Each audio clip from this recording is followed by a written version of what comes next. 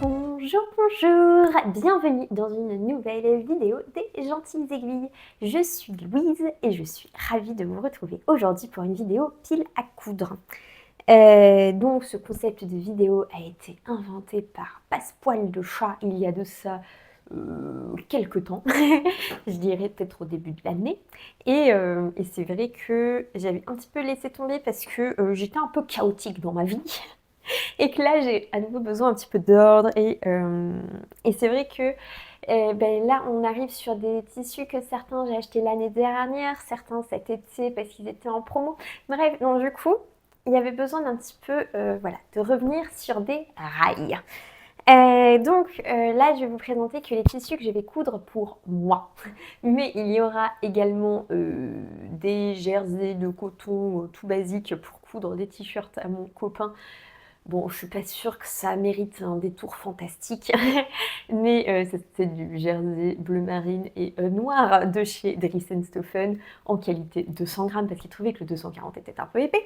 Donc voilà, comme ça c'est fait. Et le t-shirt, c'est genre Eric, un truc comme ça de Studio Schnittreff. Bref. Donc il y aura ça. Et après, il y a plein de tissus que je vais coudre pour mes cadeaux de Noël, je vais vous tourner une vidéo dédiée à ça, comme ça il y aura tous des tissus au projet, enfin bref, comme ça, ça sera total, qu'est-ce que je fais comme cadeau de Noël. Et là, on va parler que des vêtements que je vais me coudre pour moi. Donc, le premier tissu, c'est un tissu que j'ai acheté chez Audrey Mercerie. Et vous avez pile pas la bonne couleur. C'est une maille qui est un petit peu chinée, mais très très très légèrement. Et à l'intérieur, c'est du pilou pilou tout doux.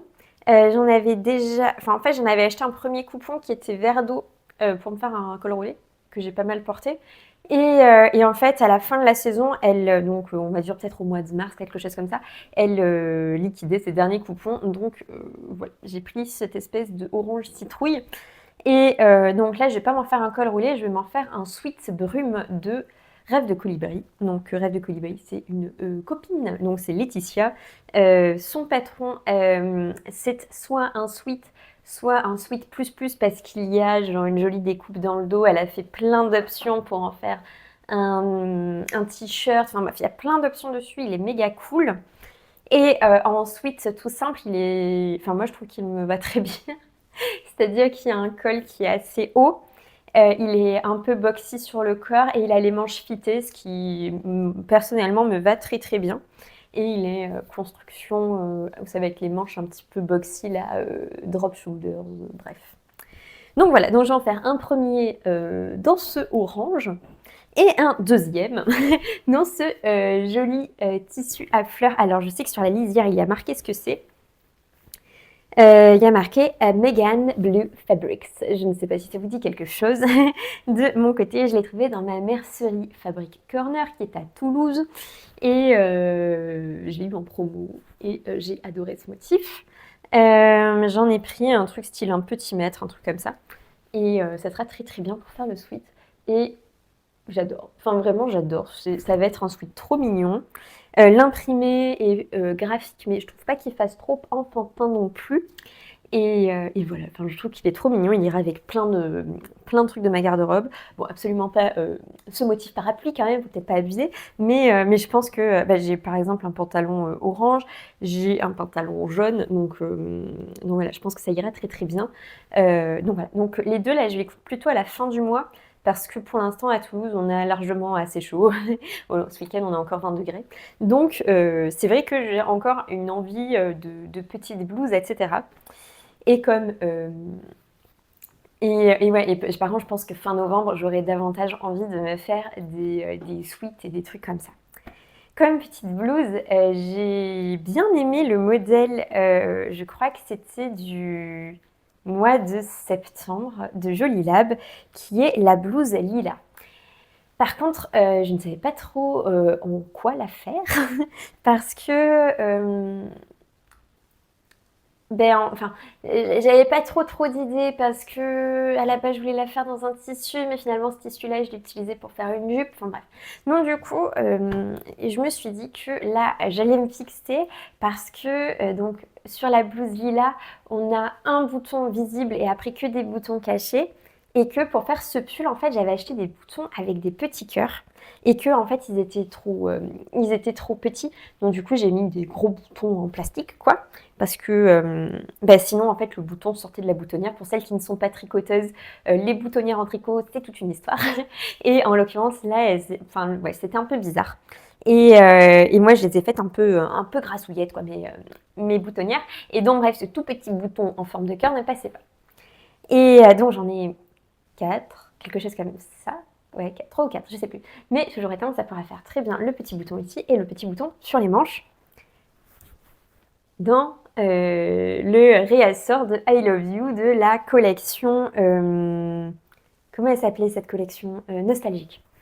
Donc voilà, donc c'est un tissu qui est sorti initialement en février 2021, je crois, et que je trouve fort mignon parce que j'aime bien les petits cœurs. Et ça ira très bien avec ce gilet, ça ira avec plein de choses et avec mes petits boutons cœur, ça sera tout simplement adorable.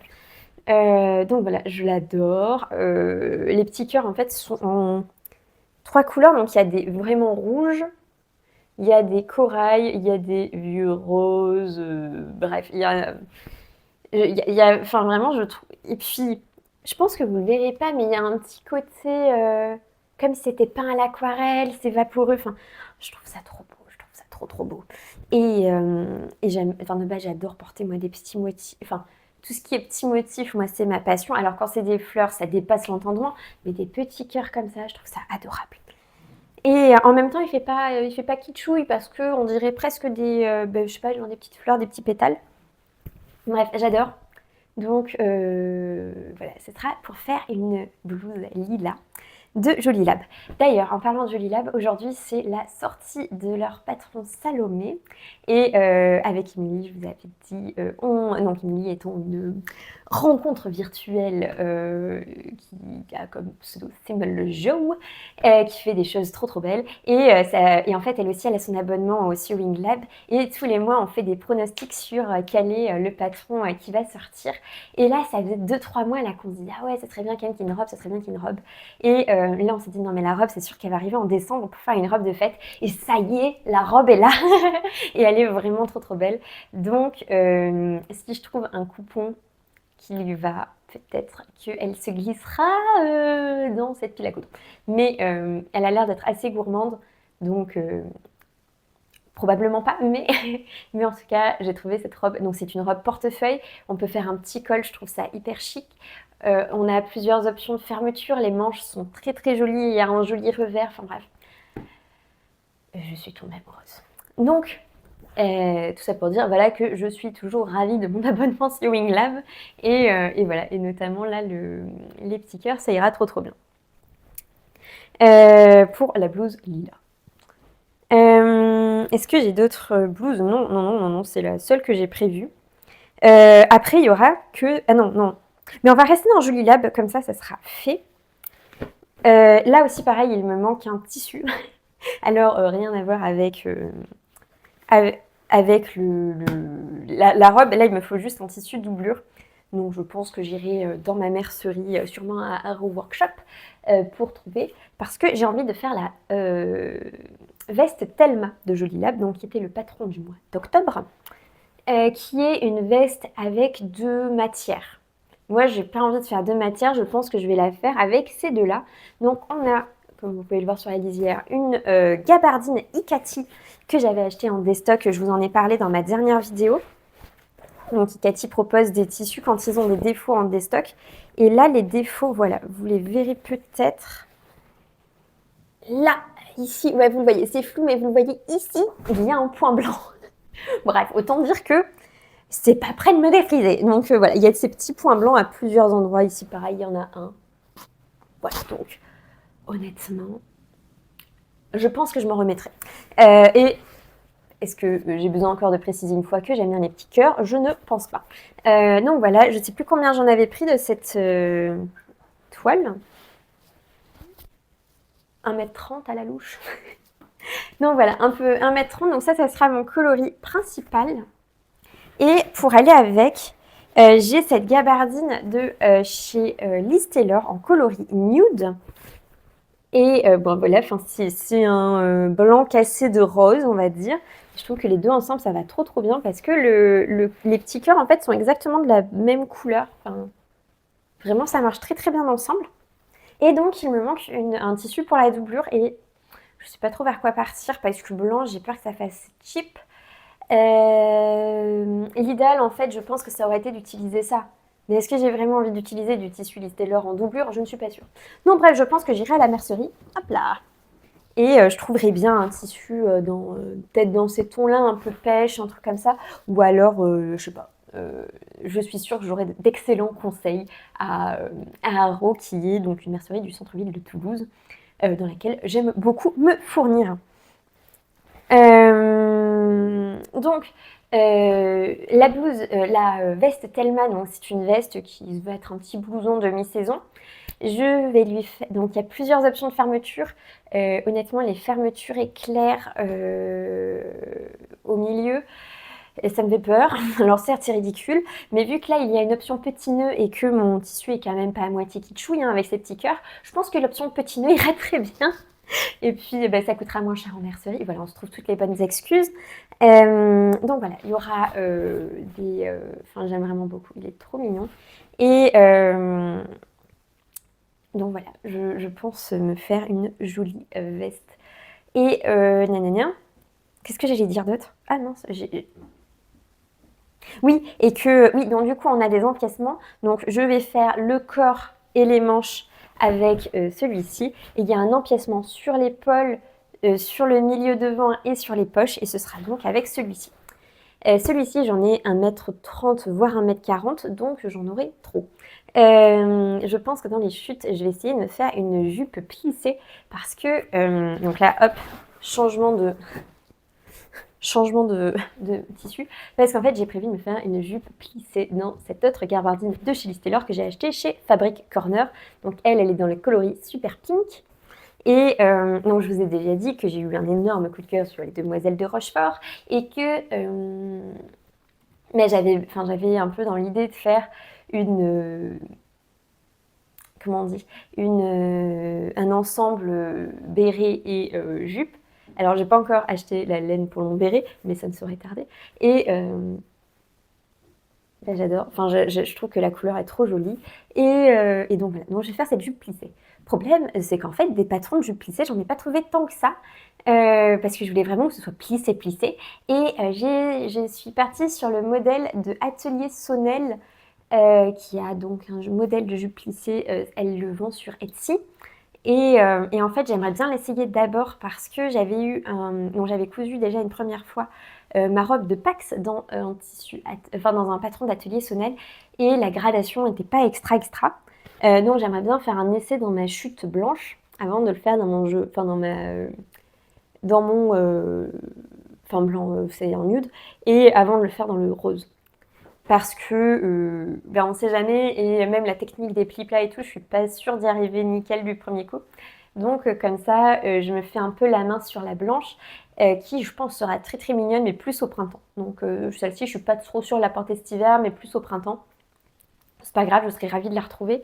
Et puis même pendant l'été, ça devrait être trop mignon. Et comme ça, là pour l'hiver, par contre, ça sera trop cool parce que ça sortit très bien avec des coloris plus foncés. Et avec ma blouse à cœur, évidemment. Donc, hop là. Donc ça, ce sera trop top pour, voilà, pour ça. Et comme autre jupe, j'ai prévu de faire la jupe Santiago de Icati. Icati revient, mais follement.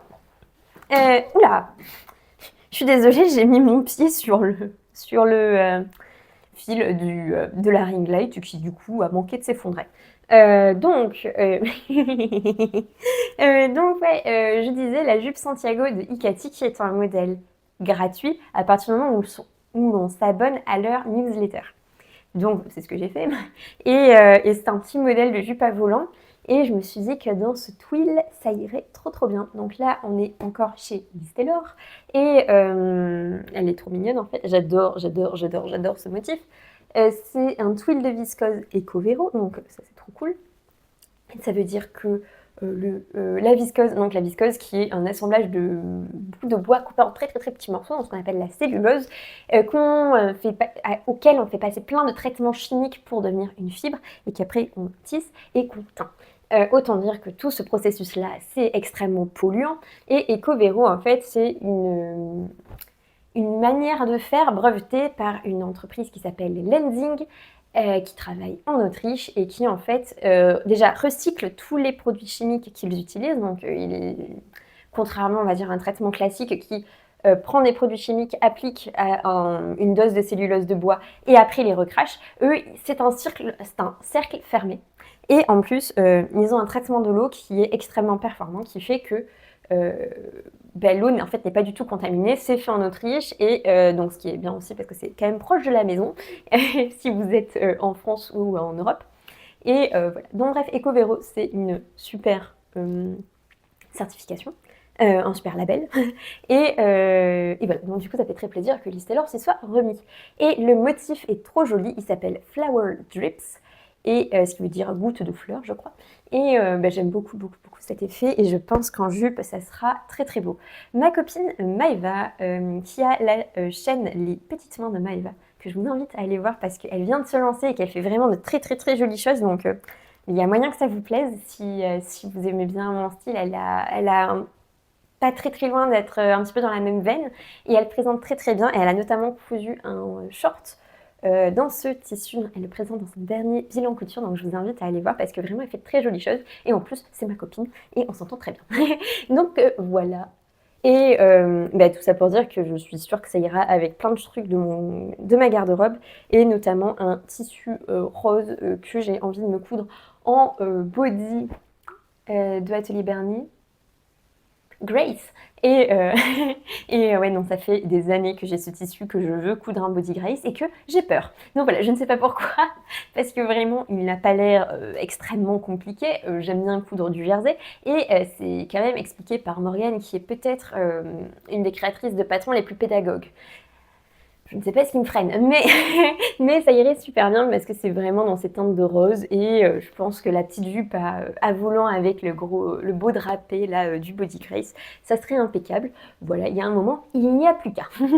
Donc voilà, je vous le remontre un dernier coup parce que vraiment j'aime beaucoup. Et même, je vous ai présenté là dans mon dernier bilan une chemise avec des plis plats.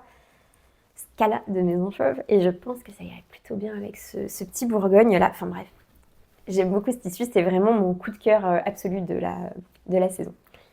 Hop. Et en dernier, on reste dans le tissu Liz Taylor et on est encore dans une gabardine. Je pense que il manque pas beaucoup là de coloris à vous présenter. Donc là, c'est le coloris vieux rose et j'ai vu m'en faire un jean Marilyn. Alors le jean Marilyn, en plus, j'ai pas fait exprès, mais c'est celui que je porte aujourd'hui. Donc c'est impeccable, vous avez comme ça vu sur mon radiateur au passage. Hop, donc c'est un jean qui se compose d'une braguette. On a ici la poche briquet, bon ici ça dépasse un petit peu, les poches cavalières et dans le dos on a une réhausse qui est très jolie.